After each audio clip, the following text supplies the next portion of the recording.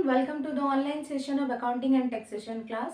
In this video we are going to discuss about the gratuity which is covered under the section number 10 subsection number 10.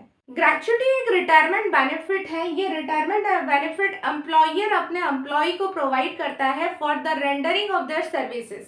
Now gratuity में दो conditions है। First condition is talking about if you are receiving gratuity during the employment, then total amount of gratuity is taxable in the hand of the employee whether you are a government employee or a non-government employee. Now condition number 2 tells us that you are receiving gratuity at the time of retirement. At that time the condition for government employee and the non-government employee is different. Suppose if you are a government employee and you are receiving gratuity at the time of retirement, at that time the total amount of gratuity is fully exempt whether you are an employee of central or state government. But suppose if you are a non-government employee and you are receiving gratuity at the time of the retirement, in that particular cases दो different criteria fall करता है. The first criteria is talking about suppose the gratuity covered under the POGA, gratuity not covered under the POGA. इन दोनों conditions के लिए, इन दोनों cases के लिए आपको कुछ एग्जेम्पशंस अवेलेबल होते हैं सेक्शन 10 सबसेक्शन 10 में। Now you can see here there are two different criteria. First criteria is the gratuity which is covered under POGA and the second criteria is talking about gratuity which is not covered under POGA. Covered under POGA calculations करने के लिए हमें ये तीन conditions को fulfil करना पड़ेगा। इन तीनों कंडीशंस में से जो सबसे लोएस्ट अमाउंट होगा वो हमारे लिए एग्जेम्प्टेड वैल्यू बन के आएगा। अब फर्स्ट कंडीशंस बोलता है कि जितना स्टैट्यूटरी लिमिट दिया गया हुआ है, the maximum statutory limit is the 20 lakhs actual gratuity received by the employee, and the third one is the 15 divided by 26 into the last drawn salary into number of completed year of services. Now इस salary में आपको basic salary plus dearness allowances इन दोनों को add करना पड़ेगा। But please remember when you are taking the dearness allowances with the basic salary, that dearness allowances should be the retirement benefit का part होना है। अब आपको देखना पड़ेगा कि suppose completed year of service जब आप कैलकुलेशंस कर रहे हो, इस कंप्लीटेड ईयर ऑफ सर्विसेज में अगर कोई भी ऐसा फिगर है जो कि 6 मंथ को एक्सीड कर रहा है, for an example suppose the number of year of service is the 28 years and 7 months, तो ये जो मंथ है ये 6 मंथ को एक्सीड कर रहा है। तो जैसे आपका 6 मंथ्स को एक्सीड करता है तो कंप्लीटेड ईयर ऑफ सर्विस कितना हो जाएगा, हम इसको राउंडेड अप करें और राउंडेड अप करने से हमारे पास वैल्यू कितना आ जाएगा, 29 years का value completed year of service माना जाएगा।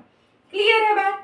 अब जब दूसरे कैटेगरी को हम देखेंगे तो दूसरा कैटेगरी जो है वो that is the gratuity not covered under POGA है। इसके लिए भी हमारे पास 3 डिफरेंट कंडीशंस हैं और इन तीनों कंडीशंस में से जो सबसे लोएस्ट, क्लियर है बात। और टैक्सेबल के लिए एक जगह पे चेंजेस है, यहाँ पे 15 डिवाइडेड बाय 26 था, 15 डिवाइडेड बाय 26 की जगह पे 1/2 हो जाएगा और यहाँ पे लास्ट ड्रॉन सैलरी था और यहाँ पे एवरेज सैलरी आ जाएगा into completed year of services. इस लास्ट जो इसमें जो एवरेज सैलरी है, इस एवरेज सैलरी आपका 10 मंथ ऑफ एवरेज सैलरी होगा जो कि immediately preceding month of the retirement होगा।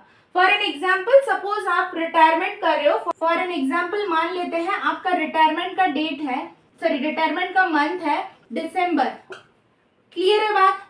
तो आप कब से कैलकुलेशंस करना स्टार्ट कर दोगे, बैकवर्ड 10 मंथ्स चलोगे, मतलब आपका होगा नवंबर, फिर आ जाएगा अक्टूबर, फिर सितंबर और फिर अगस्त, जुलाई, जून, मई, अप्रैल, मार्च, 1 2 3 4 5 6 7 8 9 एंड फिर last one is the Feb. अगर आपके रिटायरमेंट का मंथ है, suppose December is the last working month for you, then हम कैसे कैलकुलेशंस करेंगे कंप्लीटेड ईयर के लिए, सॉरी एवरेज सैलरी के लिए हम कैलकुलेशंस करेंगे उसके जस्ट 10 मंथ को, हम प्रीसीडिंग 10 मंथ्स को कैलकुलेशंस करेंगे। तो 10 मंथ्स में नवंबर, अक्टूबर, सितंबर, अगस्त, जुलाई, जून, मई, अप्रैल, मार्च और फेब फॉल करते हैं।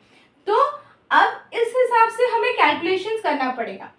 अब इम्पोर्टेंट बात यह है कि अगर आपका जो मंथ का कैलकुलेशंस है, सपोज आप जैसे कि यहाँ पे हम नंबर ऑफ ईयर के लिए कितना लिए थे, 28 years and 7 months लिए थे। अब इसमें क्या बोल रहा था, अगर आप 6 मंथ से एक्सीड कर जाते हो तो हमारे लिए कंप्लीटेड ईयर ऑफ सर्विसेज क्या हो जाएगा, हम वैल्यू को राउंडेड अप कर लेंगे।